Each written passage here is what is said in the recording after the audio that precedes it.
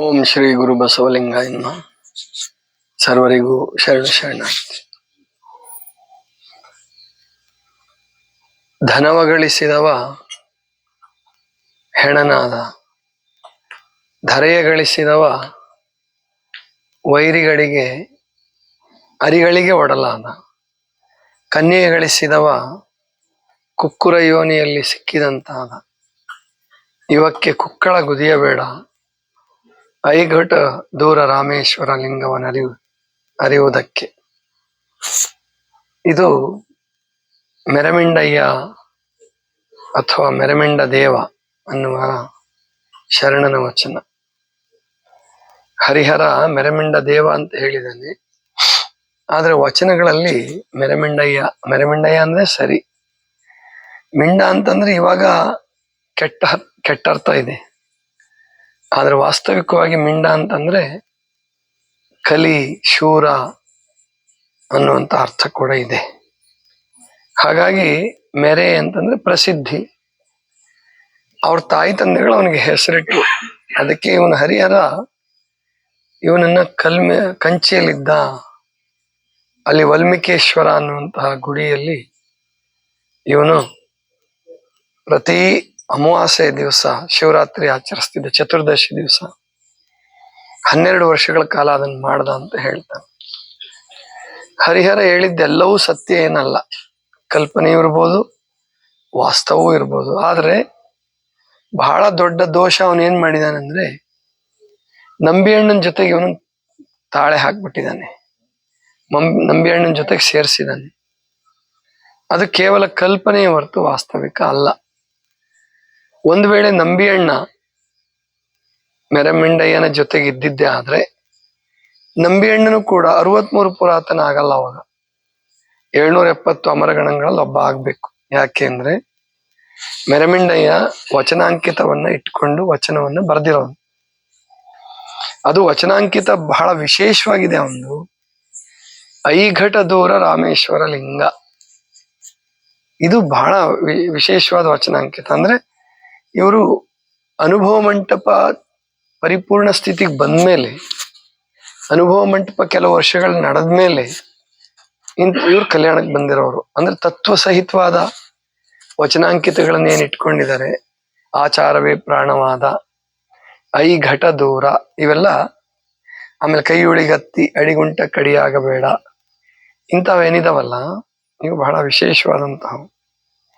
ಇವು ತತ್ವ ಸೂಚಕ, ತತ್ವ ಪ್ರೇಮ ಸೂಚಕ ವಚನಾಂಕಿತಗಳಲ್ಲಿ ಬರುತ್ತೆ. ಐಘಟ ದೂರ ಅಂತಂದ್ರೆ 5 ಘಟಗಳು ಅಂದ್ರೆ ಪಂಚಭೂತಗಳಿಂದ ಆದಂತ ಶರೀರ. ಅಂದ್ರೆ 5 ಇಲ್ಲಿ ಕನ್ನಡದಲ್ಲಿ, ಹಳೆಗನ್ನಡದಲ್ಲಿ ಅಥವಾ ಕಾವ್ಯಾತ್ಮಕವಾದ ಕನ್ನಡದಲ್ಲಿ ಐಘಟ ಅಂದ್ರೆ 5 ಘಟಗಳು. 5 ಘಟಗಳು ಯಾವುದು? ಪೃಥ್ವಿ, ತೇಜ, ವಾಯು, ಆಕಾಶ. ಶರೀರ ನಿರ್ಮಾಣ ಆಗಿರೋದು ಅದರಿಂದ. ಆ ಘಟದ ಭಾವನೆ ಆಗಿರ್ತದೆ. ಅಂದ್ರೆ ಆತ್ಮಭಾವವನ್ನು ಮರೆತು ಕೇವಲ ದೇಹ ಭಾವದಲ್ಲಿ ಬದುಕಿದರೆ ಅಂಥವರಿಗೆ ದೂರ. ಯಾರೋ? ರಾಮೇಶ್ವರ ಲಿಂಗ ಅಂದ್ರೆ ಪರಮಾತ್ಮ, ಮಹಾಲಿಂಗ. ಬರೇ ರಾಮೇಶ್ವರ ಅಂತಂದ್ರೆ ಅಲ್ಲಿಗೆ ಹೋಗ್ತಿತ್ತು, ಎಲ್ಲಿಗೆ? ತಮಿಳ್ನಾಡು ಸಮುದ್ರ ದಂಡೆಗೆ. ರಾಮೇಶ್ವರ ಲಿಂಗ ಅಂತ ಬಂದಿರೋದ್ರಿಂದ ಅದು ಮಹಾಲಿಂಗಕ್ಕೆ ಸೂಚಕವಾಗಿ ಶರಣರು ಹೇಳಿರ್ತಕ್ಕಂಥದ್ದು. ಶರಣರನ್ನು ನಾವು ಗಮನಿಸಿದ್ರೆ ಲಿಂಗ ಅನ್ನೋ ಶಬ್ದವನ್ನ ಅವರು ಹೊಸದಾಗಿ ಸೇರಿಸ್ಕೊಂಡ್ರು. ಅದಕ್ಕೆ ಸಾಕ್ಷಿ ಏನಪ್ಪಾ ಅಂತಂದ್ರೆ, 12 ಜ್ಯೋತಿರ್ಲಿಂಗಗಳಂತ ನೀವೇನ್ ಕರೀತಾ ಇದ್ದೀರಾ, ಇಡೀ ಭಾರತಾದ್ಯಂತ ನೆಲೆಸಿರ್ತಕ್ಕಂತಹ, ಅಂದ್ರೆ ಕೇದಾರದಿಂದ ಹಿಡ್ಕೊಂಡು ಇಲ್ಲಿಯವರೆಗೆ, ಮಹಾರಾಷ್ಟ್ರದ ಪರಳಿಯವರೆಗೆ ಅಥವಾ ರಾಮೇಶ್ವರದವರೆಗೆ. ರಾಮೇಶ್ವರ ಜ್ಯೋತಿರ್ಲಿಂಗದಲ್ಲಿ ಸೇರಂಗ್ ಕಾಣಿಸಲ್ಲ, ಇದ್ದಂಗಿಲ್ಲ ಅಲ್ವಾ?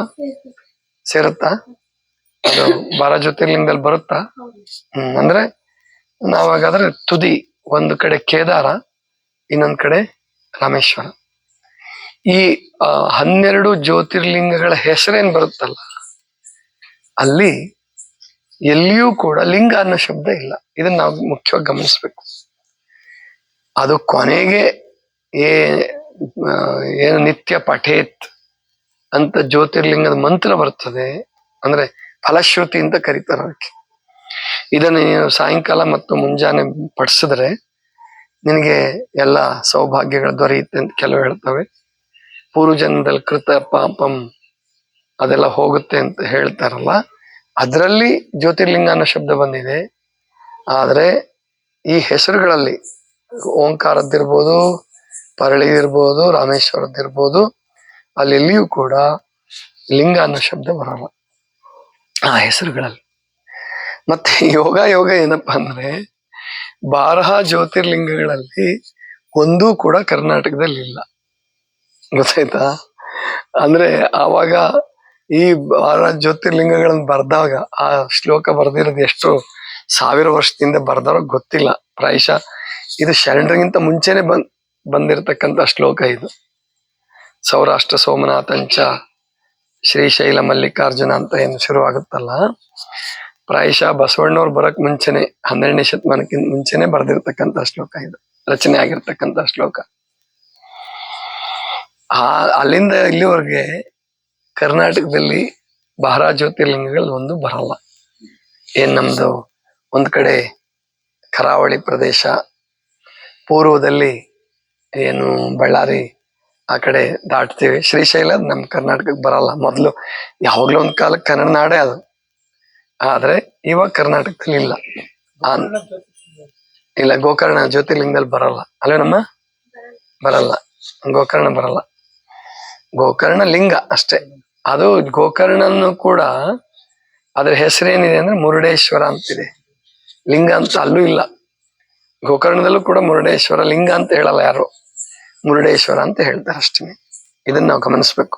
ಅಂದ್ರೆ 12ನೇ ಶತಮಾನದ ಶರಣರ ಅಂಕಿತಕ್ಕೂ ಈ ಲಿಂಗಗಳಿಗೂ 12 ಜ್ಯೋತಿರ್ಲಿಂಗಗಳು ಸ್ವಲ್ಪ ಪರಿವರ್ತನೆ ಮಾಡಿ ಇಟ್ಕೊಂಡಿದೆ. ಉದಾಹರಣೆಗೆ ಸೌರಾಷ್ಟ್ರ ಸೋಮೇಶ್ವರ ಲಿಂಗ ಅದೈನವ್ರು ಇಟ್ಕೊಂಡಿರೋದು, ಬರೀ ಸೌರಾಷ್ಟ್ರ ಸೋಮೇಶ್ವರ ಅಷ್ಟೇ ಬರಲ್ಲ ಅವ್ರದ್ದು, ಎಲ್ಲ ಒಂದೊಂದು ವಚನದಲ್ಲಿ ಹಂಗ್ ಬರ್ಬೋದು. ಆದ್ರೆ ಹೆಚ್ಚು ವಚನಗಳಲ್ಲಿ ಸೋಮೇಶ್ವರ ಲಿಂಗ ಅಂತ ಬರ್ತದೆ. ಹಾಗೇನೆ ಮೆರಮಿಂಡೈನವ್ರದ್ದು ಐಘಟ ದೂರ ರಾಮೇಶ್ವರ ಲಿಂಗ. ಆದ್ರಿಂದ ಇವರು ಶರಣರ ಸಮಕಾಲೀನರೇ. ಬಸವಣ್ಣವ್ರದ ಹೆಸರು ಕೂಡ ಅದ್ರಲ್ಲಿ ಬಂದಿದೆ, ಅವರ ವಚನಗಳಲ್ಲಿ. ಮಹಾದೇವಿಕನವ್ರ ಹೆಸರು ಬಂದಿದೆ, ಅಲ್ಲಮ ಪ್ರಭು ಚನ್ನಬಸವಣ್ಣವ್ರ ಹೆಸರು ಬಂದಿದೆ. ಆದ್ರಿಂದ ಇವರು 12ನೇ ಶತಮಾನದವರೇನೆ. ನಂಬಿ ಹಣ್ಣನ್ ನೀವು ಕರ್ಕೊಂಡ್ ಬರೋದ 12ನೇ ಶತಮಾನಕ್ಕೆ ಕರ್ಕೊಂಡ್ ಬನ್ನಿ. ಹರಿಹರನ್ ಮಾತು ಕೇಳ್ಕೊಂಡು ಮೆರಮಿಂಡೈನವ್ರನ್ನ ಹಿಂದಕ್ಕೆ ಕರ್ಕೊಂಡು ಹೋಗ್ಬೇಡಿ, ಬಹಳ ಅನ್ಯಾಯ ಆಗುತ್ತೆ ಆತರ ಮಾಡಿದ್ರೆ. ಹೀಗೆ ಅಂದ್ರೆ ಅವರು ವಚನವನ್ನು ಹೇಳಿದಾರ, ಅನೇಕ ವಚನಗಳಿದೆ ಅವ್ರದ್ದು, 110 ವಚನಗಳೇನೋ ಇದೆ. ಅದರಲ್ಲಿ ಬಹಳ ಚೆನ್ನಾಗಿ ಹೇಳೋದವರು, ಧನವ ಗಳಿಸಿದವ ಹೆಣನಾದ, ಧರೆಯ ಗಳಿಸಿದವ ಅರಿಗಳಿಗೆ ಒಡಲಾದ, ಕನ್ಯೆಯ ಗಳಿಸಿದವ ಕುಕ್ಕುರ ಯೋನಿಯಲ್ಲಿ ಸಿಕ್ಕಿದಂತ, ಇವಕ್ಕಾಗಿ ಕುಕ್ಕಳ ಗುದಿಯಬೇಡ. ಕೆಲವು ವಚನದಲ್ಲಿ ಅವ್ರದ್ದು ಇನ್ನೂ ಬಹಳ ಚೆನ್ನಾಗಿ ಬರುತ್ತೆ, ಸತ್ಯಕ್ಕೆ ಒಳಗಾಗು ಅಸತ್ಯಕ್ಕೆ ಹೊರಗಾಗು, ಐಘಟದವರ ರಾಮೇಶ್ವರ ಲಿಂಗವನ್ನು ಅರಿಯುವುದಕ್ಕೆ. ಬಹಳ ಅದ್ಭುತವಾದ ಮಾತು. ಅಂದ್ರೆ ಧನ ಗಳಿಸಿದವನು ಗಳಿಸುವಾಗ ಎಂತ ಹುಚ್ಚಾಗಿರ್ತಾನವನು ಅಂತಂದ್ರೆ, ನಾನೆಂದೂ ಸಾಯೋದೇ ಇಲ್ಲ ಅಂತ ಗಳಿಸ್ತಾನೆ. ಯಾರೇ ಆದ್ರೂ ಅಷ್ಟೇನೆ. ಅವನು ಕೋಟಿ ಗಟ್ಟಲೆ ಗಳಿಸ್ಬೇಕು ಅಂದ್ರೆ ಅವನು ನೀತಿ ಧರ್ಮ ಏನು ನೋಡಲ್ಲ. ಆಮೇಲೆ ನಾನು ಇನ್ನೂ ಬಹಳ ವರ್ಷ ಬದುಕ್ತೀನಿ ಅಥವಾ ಸಾಯೋದು, ಅವನಿಗೆ ಅನ್ಯಾಯ ಮಾಡುವಾಗ ಅವನು ಮನ್ಸಲ್ಲಿ ಅದಿರಲ್ಲ. ಸಾವಿನ ಕಲ್ಪನೆ ಬಂತಂದ್ರೆ ಅವನು ಅನ್ಯಾಯ ಮಾಡಲ್ಲ.